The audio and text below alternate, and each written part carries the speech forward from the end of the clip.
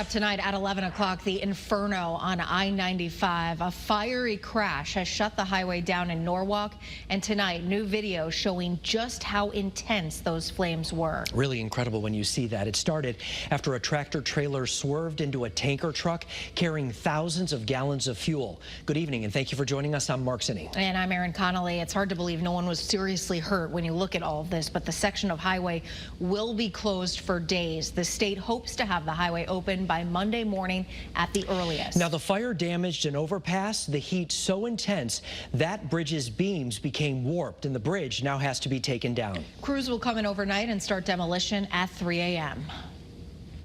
Unfortunately, it's not able to be safely reopened in either direction underneath that bridge. So we will be mobilizing a contractor to begin work tomorrow.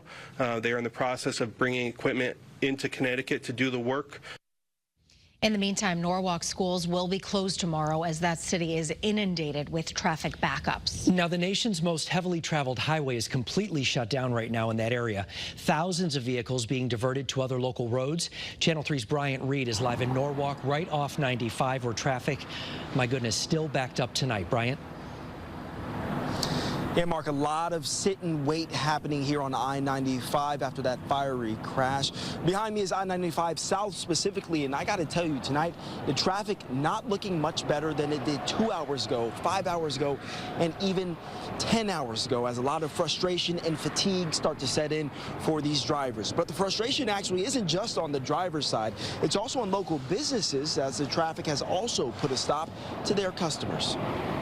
Raging flames and black smoke turned the morning commute into a terrifying mess. And hours later, it's a traffic nightmare. Drivers are tired, impatient, and ready to move on from this long stretch of I-95.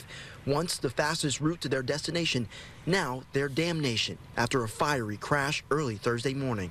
This traffic is crazy. I never seen nothing like this. Drone 3 showing the backup as far as it can see down the popular interstate.